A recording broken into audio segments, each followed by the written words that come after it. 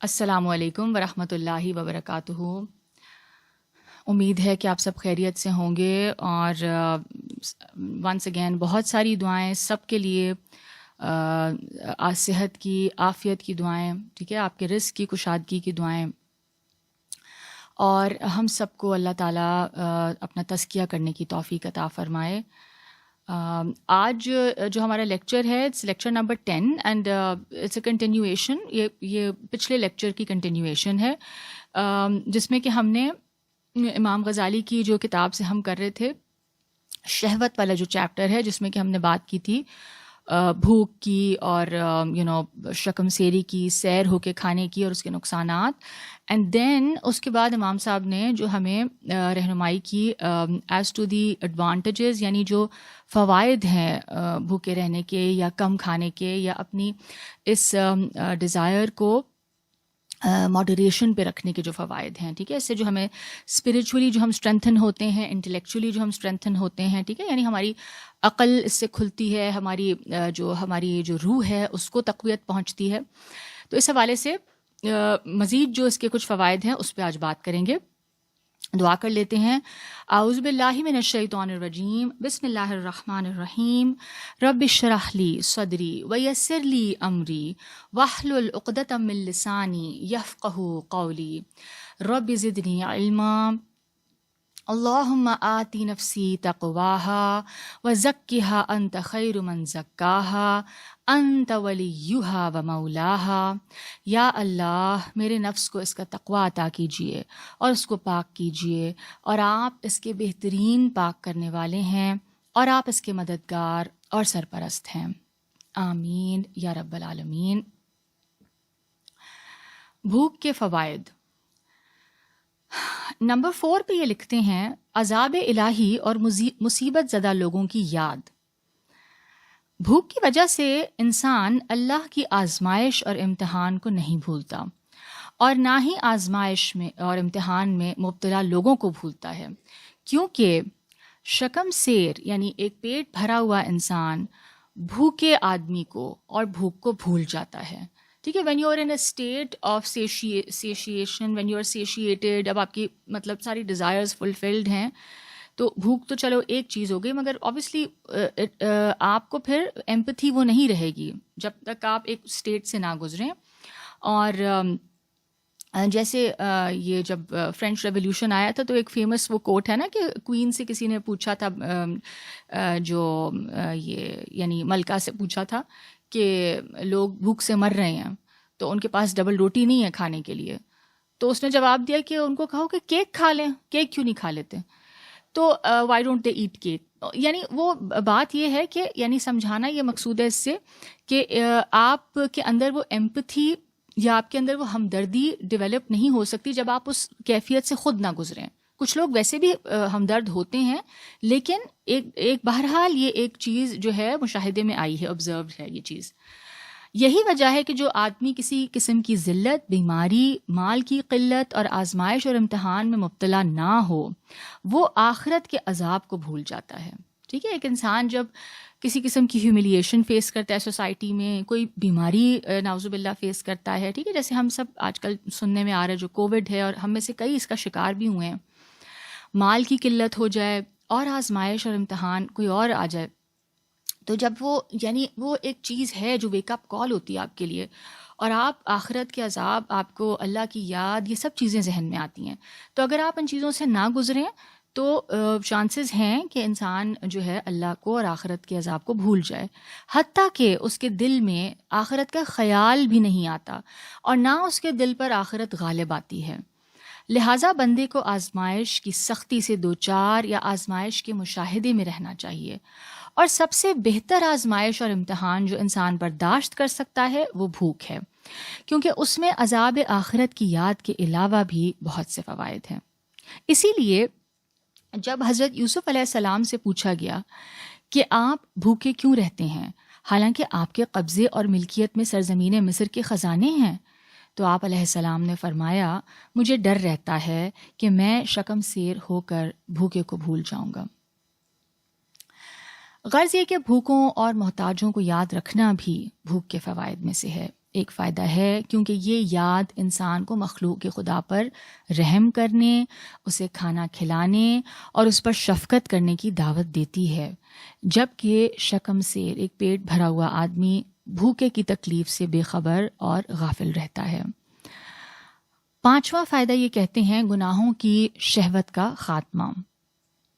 یہ فائدہ بھوک کے بڑے بڑے فوائد میں سے ہے، اور یہ ہے کہ بھوک کے سبب تمام گناہوں کی شہوت ٹوٹ جاتی ہے۔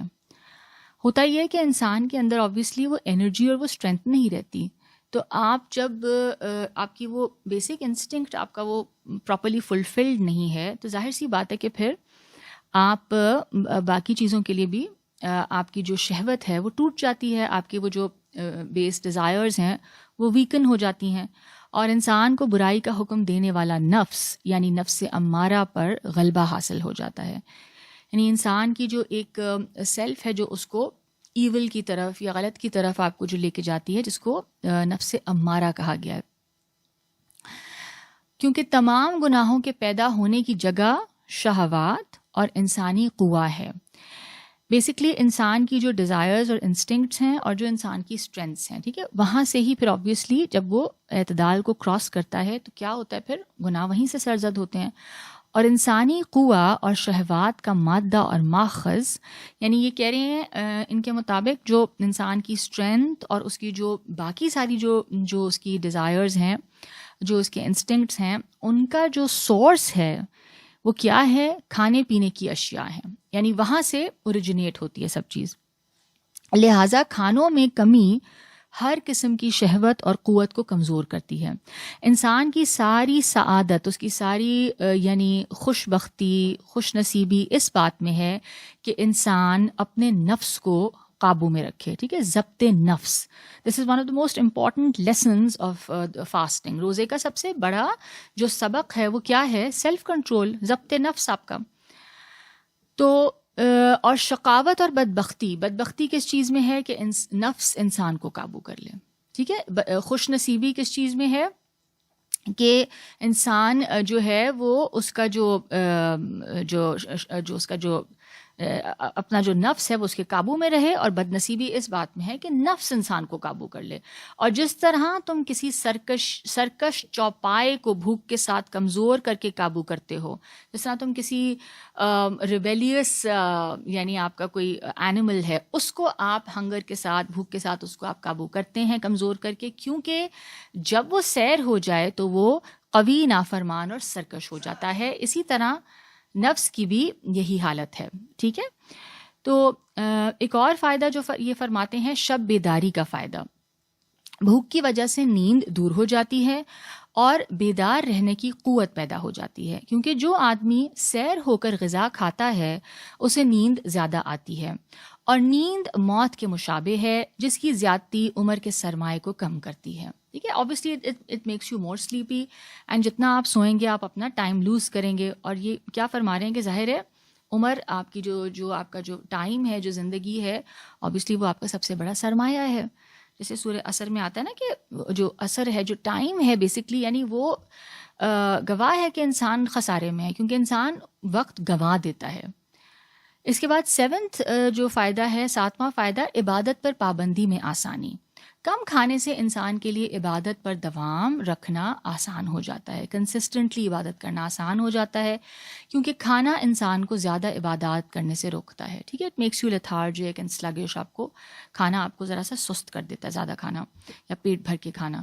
بدن کی تندرستی اور صحت، 8واں فائدہ۔ کھانے کی کمی سے انسان کا بدن صحت مند رہتا ہے، اور یہ تو سبھی جانتے ہیں، اور اس کی بیماریاں ختم ہو جاتی ہیں، کیونکہ انسان کی ساری بیماریوں کا سبب کھانے کی زیادتی ہے۔ نیز کھانے کی زیادتی سے انسان کے معدے اور بدن میں فضول اور ضرورت سے زائد اخلاط پیدا ہو جاتے ہیں۔ پھر بیماری انسان کو عبادات سے روکتی ہے، دل کو مقدر کر دیتی ہے، یعنی آپ کو دل کو سخت کر دیتی ہے، ذکر اور فکر سے منع کرتی ہے، ٹھیک ہے۔ ایک حکایت ہے جو کہ مجھے لگا انٹرسٹنگ ہے، تو وہ بھی آپ کے ساتھ شیئر کرتی ہوں۔ منقول ہے کہ ایک مرتبہ ہارون الرشید نے ہندوستانی، رومی، عراقی اور حبشی طبیبوں کو اپنے پاس بلایا، اور اب میں اس کو سمرائز کر کے بتا رہی ہوں، اور ان سے کہا کہ تم میں سے ہر ایک طبیب مجھے کوئی ایسی دوا بتائے جس سے کوئی بیماری پیدا نہ ہو۔ سب طبیبوں نے الگ الگ دوا اور علاج تجویز کیے۔ حبشی طبیب نے ان تینوں طبیبوں کی تجاویز کردہ علاج کو رد کر دیا اور ان کے نقائص بیان کیے۔ اس نے بتایا کہ اس سے یہ نقصان ہوگا باڈی کو، ان کی دوائی سے یہ نقصان ہوگا۔ تو جس پر ان تینوں طبیبوں نے پوچھا کہ اگر ہماری تجویز کردہ دوائیاں ناقص ہیں تو آپ کے نزدیک کون سی دوا ہے؟ اس نے کہا میرے نزدیک وہ دوا جس کے استعمال کے بعد کوئی بیماری پیدا نہیں ہوتی یہ ہے کہ جب تک کھانے کی خواہش نہ ہو تم کھانا نہ کھاؤ، اور ابھی خواہش باقی رہتی ہو تو کھانے سے ہاتھ کھینچ لو۔ انہوں نے کہا تو نے سچ کہا ہے۔ نواں فائدہ یہ کہتے ہیں اخراجات میں آسانی۔ کم کھانے سے مرید کو اخراجات کی کمی کی کم مشقت اٹھانی پڑتی ہے، کیونکہ جو آدمی کم کھانے کا عادی ہو اسے مال کی تھوڑی سی مقدار بھی کفایت کرتی ہے، اور جو آدمی بسیار خوری اور شکم سیری کا عادی ہو، بہت زیادہ کھانے کا، ٹھیک ہے نا، کا اس کی عادت ہو، تو اس کا پیٹ ہمیشہ کے لیے اس کے ساتھ ساتھ رہنے والا اس کا مخالف اور دشمن ہوتا ہے، اور وہ ہر روز اس کی گردن پکڑ کر اس سے پوچھتا ہے آج کیا کھاؤ گے۔ 10واں فائدہ صدقہ اور ایثار کرنے کی استطاعت۔ کم کھانے کی وجہ سے انسان کے لیے اپنی ضرورت سے زائد کھانوں کو یتیموں اور مسکینوں پر ایثار اور صدقہ کرنا ممکن ہو جاتا ہے، اور صدقہ اور خیرات کرنے والا انسان قیامت کے دن اپنے صدقے کے سائے میں ہوگا، جیسا کہ حدیث پاک میں وارد ہے، کیونکہ قیامت کے دن بندے کے لیے اپنے مال میں سے صرف وہی مال ہوگا جو اس نے صدقہ کر کے باقی اور دائمی بنا لیا، یا کھا کر فنا کر دیا، یا پہن کر بوسیدہ کر دیا۔ غرض ہے کہ ضرورت سے زائد کھانا، صدقہ کر دینا بد ہضمی اور شکم سیری سے بہتر ہے۔ یہاں پر ہم آج کا یہ لیکچر کنکلوڈ کرتے ہیں۔ اب اس کے اوپر کچھ مزید باتیں رہ گئی ہیں، وہ انشاءاللہ اگلے لیکچر میں مکمل کر لیں گے۔ تو امید کرتی ہوں کہ آپ کو ان لیکچرز سے فائدہ ہو رہا ہوگا، اور آپ کو تزکیے میں یہ مددگار ثابت ہو رہے ہوں گے، اور اللہ تعالیٰ مجھے بھی اپنا تزکیہ کرنے کی توفیق عطا فرمائے۔ اسی دعا کے ساتھ کنکلوڈ کروں گی۔ اللہم آتی نفسی تقواہا وزکھا انت خیر من زکاہا انت ولیہا و مولاہا۔ یا اللہ میرے نفس کو اس کا تقوی عطا کیجیے اور اس کو پاک کیجیے، اور آپ اس کے بہترین پاک کرنے والے ہیں، اور آپ اس کے مددگار اور سرپرست ہیں۔ ربنا تقبل منا انک انت السمیع العلیم وتب علینا انک انت التواب الرحیم۔ سبحانک اللہم وبحمدک نشہد ان لا الہ الا انت نستغفرک ونتوب الیک۔ آمین۔ السلام علیکم ورحمۃ اللہ وبرکاتہ۔